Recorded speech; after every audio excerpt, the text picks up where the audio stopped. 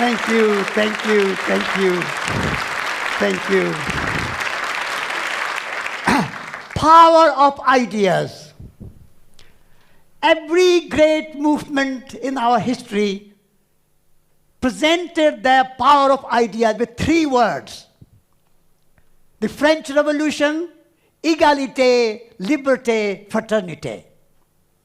The great Christian before that, Father, Son, and the Holy Spirit. The American ideal, life, liberty, and pursuit of happiness. Our own time, New Age movement, mind, body, spirit. But all those 3 words were right in their time. But they lacked something. Either lacked our relationship with the natural world, or they lacked our relationship with our own self, or they lacked our relationship with the human world, human society. So power of ideas. I come to this TED event with 3 words. A new trinity for the age of sustainability. And those 3 words are soil, soul, and society. I put soil first because we have forgotten that we have come from the soil. We have forgotten that we will return to the soil. We do not remember that soil which nourishes us, feeds us, looks after us. Soil for me represents the entire natural world, the entire earth.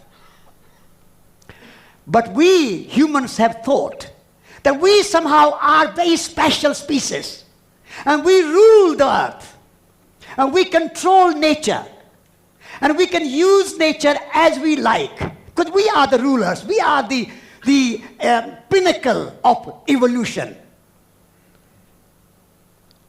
I want to say that we are not the rulers of nature. We are not the superior species. We have come from the earth, and all the species upon this earth are our kith and kin.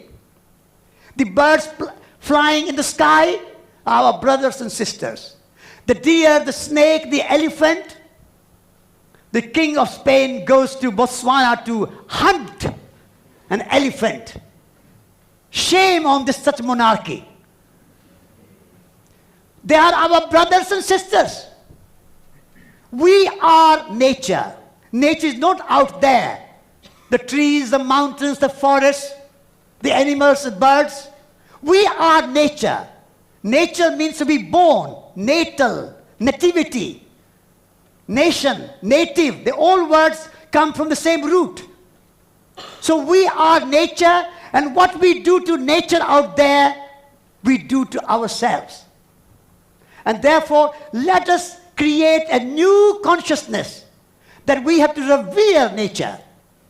James Lovelock, the great scientist of our time, inventor of Gaia hypothesis and theory, he says, I revere Gaia, Mother Earth.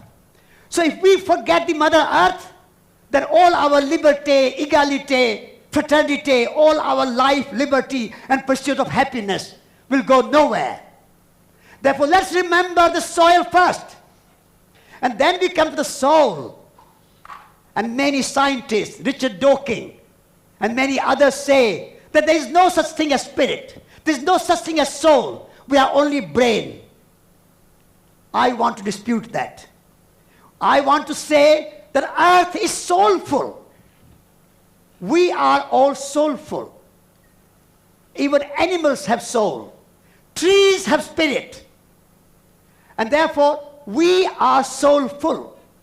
And if we do not take care of ourselves and our soul and our spirit and ourselves, then we cannot take care of the soil or the earth. So caring for the earth and caring for the soul are interrelated. And we all have great potential. Our soul, our spirit, ourself. that potential is at the moment dormant. There was a great philosopher in India called Ananda Kumara Swami. He said that an artist is not a special kind of person, but every person is a special kind of artist. We are all artists, potential artists. But our artist, our special being, is dormant, suppressed. We have to let it come out, let it unfold, let it evolve. Every one of us is a potential Van Gogh.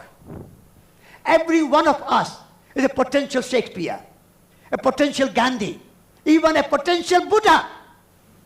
But we have forgotten. We think we are only workers in the office managing the computers and using mobile phone and just getting 9-to-5 job and just getting our salary, and then time comes we will retire and go to our grave. We are more than that. If we take care of our soul, we can be a Gandhi. You are all great leaders. Aung San Suu Kyi in Burma, she is like us. For 16 years in house arrest, but her spirit, her soul, she takes care of the soul. She meditates. And so let us take care of our soul. Taking care of your soul is not selfish. If you are not healthy, if you are not well, if you are not happy, if you are not fulfilled, if you do not have well-being, how are you going to help anybody else? And therefore, care of the earth and care of the soul are two aspects of same reality. And then we come to society. We cannot forget our human community. We have been too narrowly focused in our small, small identities. As you heard, I went around the world, walking without money for peace. How did I walk? If I had gone as an Indian, I would have met a Pakistani, or a Russian, or a British. If I had gone as a Hindu, I would have met a Muslim, a Christian, a Buddhist. If I had gone as, say, socialist, I would have met a capitalist. I did not take any of those labels. I said, I'm going to go as a human being. And I met human beings everywhere. No Russian, no American, no British, no Hindu, no Buddhist, no Jain. These are all secondary identities. Our primary identity is identity that we are members of the human community. We are members of the earth community, and we are members of the human community. And once we have that big vision, and we expand our consciousness, and we say that I am a miniature, I am a microcosm of macrocosm, and this wonderful diversity of religions, of nationalities, of race, of color, of philosophy, of politics, they are wonderful. We need diversity. Without diversity, there is no unity. But let us remember, diversity is not divisions. Our modern mind is dividing. They are not respecting diversity, they are just focusing on the divisions. So let us embrace diversity and celebrate like a pilgrim celebrates. There are two kinds of people. One kind of people are tourists. And tourists always complain. And say other kind of person is a pilgrim. And pilgrims always celebrate. I want to invite you to join me as a pilgrim and not as a tourist. We have been living on this earth like a tourist. Always self-centered, me, my comfort, my success, my money, my house, my holiday, me. I wrote a book called You Are, Therefore I Am.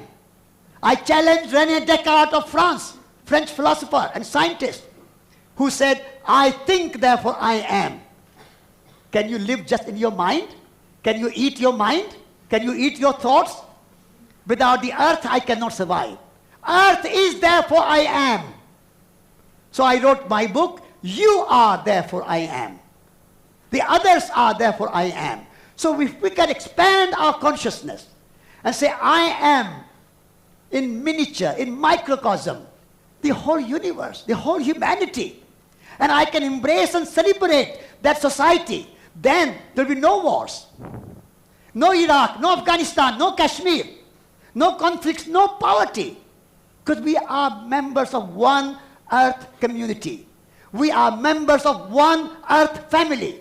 That is the society. Mrs. Thatcher said there is no such thing as society. I said, how did you survive until now? There was no... How did you survive? So society exists, and we are members of that society.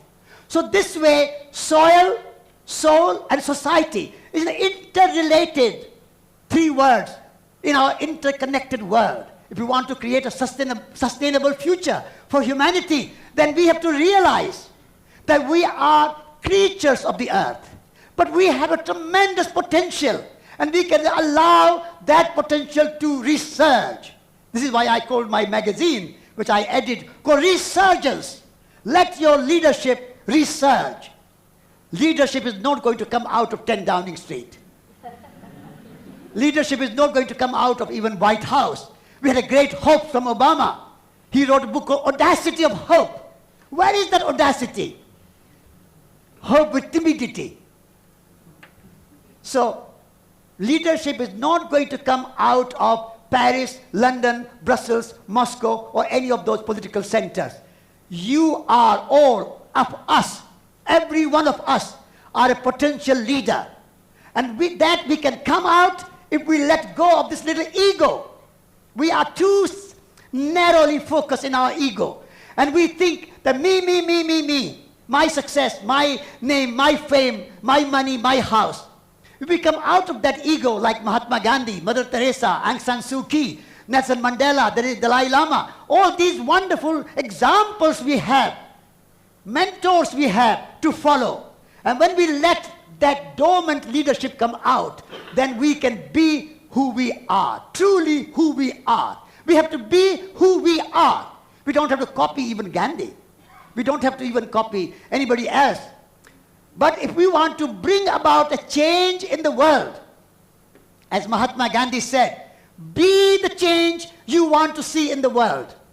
You cannot preach change to others unless you have that embodiment of change. Embodiment. You have to be the change you want to see in the world. And once you have that, then there is an integrity between your words and your action. And then you have a power to communicate. Mahatma Gandhi, Mother Teresa, Aung San Suu Kyi, Dalai Lama, all these great leaders were able to communicate what they embody. Communication is not just about words. TED lectures, wonderful. I'm speaking to you, wonderful. But if there was no backing with these words in my life, there will be no good words. And so be the change you want to see in the world, and then you communicate and organize, and that way we can transform the world. We can say that we can create a world like nature. I talked about soil, nature. Nature is wonderful. You plant one seed in the ground, in the soil, an apple seed.